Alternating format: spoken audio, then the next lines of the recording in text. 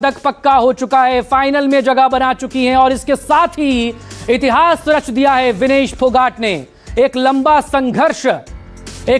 संघर्ष के बाद आखिरकार ओलंपिक्स में पहुंची और पहले ही मैच में डिफेंडिंग ओलंपिक चैंपियन को हराकर आज जो जीत उन्होंने दर्ज की है, पूरे देशवासियों को एक उम्मीद उन्होंने दी कि इस बार सोने से कम कुछ भी मंजूर नहीं। वैभव भोला मेरे सहयोगी इस वक्त हमारे साथ जुड़ चुके हैं। वैभव, मेडल पक्का हो चुका है, मेडल पक्का और एक इतिहास रच दिया है फाइनल में एंट्री के साथ ही विनेश फोगाट ने। देखिए, अगर हम विनेश फोगाट की बात करें ना तो इनका एक पुराना इतिहास रहा है।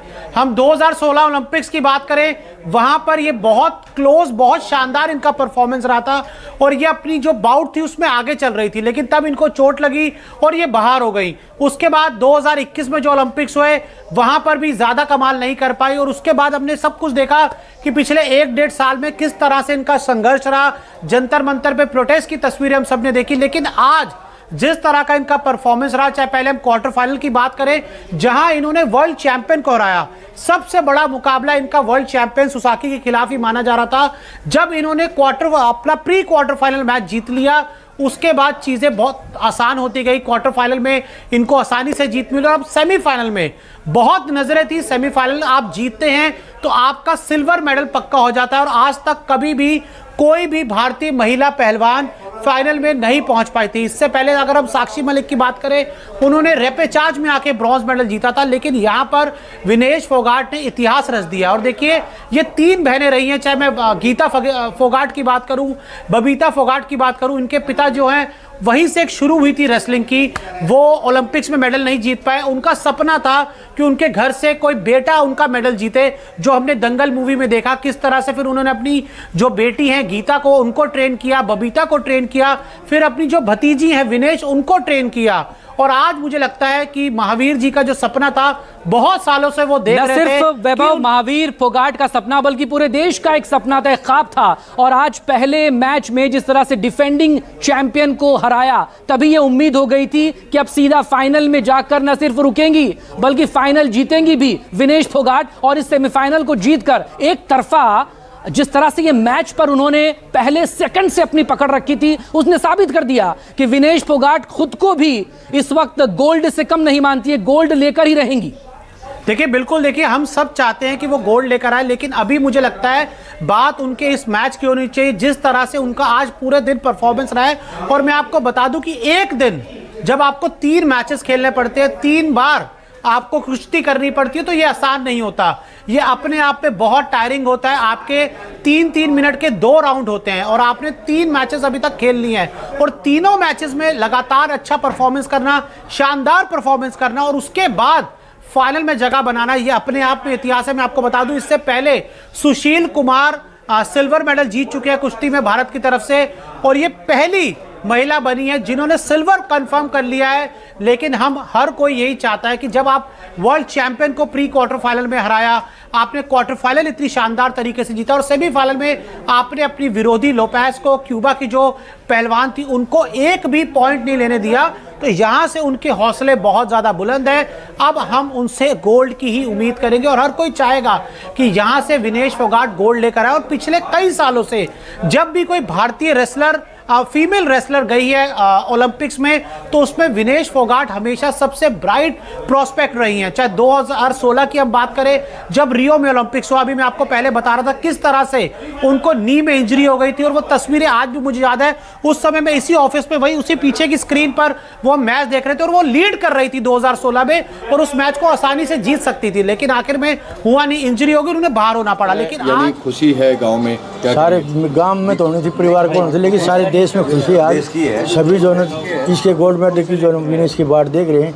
और ये जो सारे देश जो 2 ओलंपिक पिछले गए, उनकी जो है सारी कमी दूर करके गोल्ड मेडल लेके आए। विनेश के लिए आशीर्वाद भेजेंगे। बस आशीर्वाद सारी दुनिया का है, हिंदुस्तान का है। मैं तो माँ बाप उम्र तो होना था। ठीक है,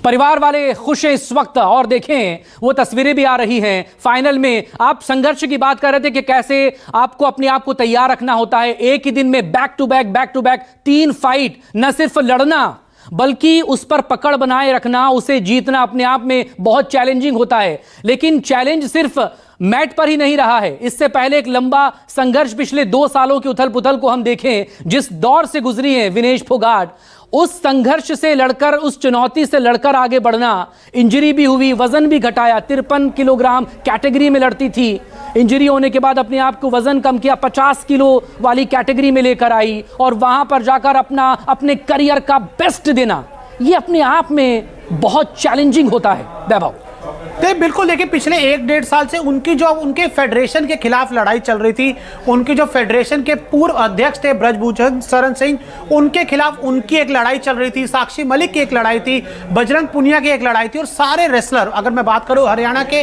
काफी सारे रेसलर, चाहे गीता फोगाट की बात करें, बबीता फोगाट की बात करें, सब ने ब्रजभूषण शरण सिंह के खिलाफ एक मोर्चा खोल के रखा था। और उसका मुझे लगता है, देखिए, तब उनको वो जीत मिली हो या ना मिली हो, लेकिन आज मुझे लगता है कि विनेश फोगाट की जीत हुई है। और विनेश फोगाट देखिए पहली महिला पहलवान बनी है जिन्होंने सिल्वर मेडल जीता है। और हमेशा से कहा जाता था कि फोगाट परिवार में सबसे बड़ी मेडल की ओलंपिक में अगर कोई प्रोस्पेक्ट है तो वो विनेश है। और आखिरकार विनेश ने वो मेडल अपना कंफर्म कर लिया है। तो देखिए, बिल्कुल हमने देखा किस तरह से जंतर मंतर पर उनको बारिश में सोना पड़ा, उनको सड़कों पर घसीटा गया, बसों में बिठाया गया। हमने उनके संघर्ष की वो पूरी तस्वीरें देखी और सबने देखी हैं। लेकिन आज कम से कम ये, और लेकिन उसके बाद हमें ये भी देखना है कि उनकी ट्रेनिंग पर सरकार की तरफ से कभी कोई कमी नहीं रही हो। बजरंग पुनिया को भी लगातार ट्रेन करवाया, वो सारी अलग चीजें रही, लेकिन आज उन्होंने वो कर दिखाया। बहुत सालों का सपना था कि कुश्ती में कोई महिला आए, फाइनल में जाए, गोल्ड लेकर आए, और अब वो सिर्फ एक फाइट, जी हाँ, एक फाइट दूर है गोल्ड जीतने से। और हर कोई अब यही चाहेगा, जिस तरह से पूरा देश नीरज चोपड़ा के लिए दुआएं कर रहा है, पूरा देश अब विनेश फोगाट के लिए भी दुआएं करेगा, क्योंकि नीरज चोपड़ा से तो हम मान के चल रहे हैं कि वो गोल्ड लेकर आएंगे, क्योंकि जिस तरह से उनका परफॉर्मेंस पिछले ओलंपिक्स में रहा था। लेकिन इस बार विनेश फोगाट ने, मुझे लगता है कि रेसलिंग कोच, वैभव रोकना चाहूंगा आपको, रेसलिंग कोच द्रोणाचार्य अवार्डी इस वक्त हमारे साथ जुड़ गए हैं। बहुत स्वागत और बहुत मुबारक आपको विनेश फोगाट की इस जीत पर। क्या आज सोच रहे हैं एक लंबे संघर्ष के बाद इस शानदार जीत पर आप?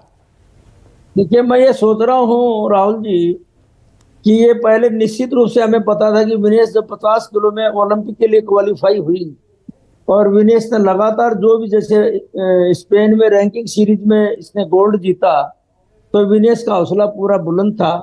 और मैं शुरू से सोच रहा था कि विनेश गोल्ड मेडल जीतेगी और निश्चित रूप से विनेश का गोल्ड मेडल होगा।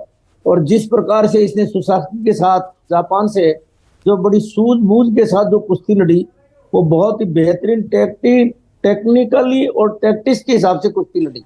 इसके साथ ही इसने यूक्रेन के पहलवान को वन साइडेड हराया, मतलब शुरू से यूक्रेन पर हावी रही।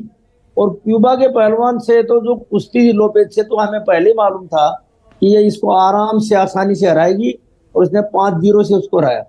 और कल इसकी अमेरिका के साथ जो कुश्ती होगी, निश्चित रूप से उसको हराएगी और विनेश का गोल्ड मेडल होगा।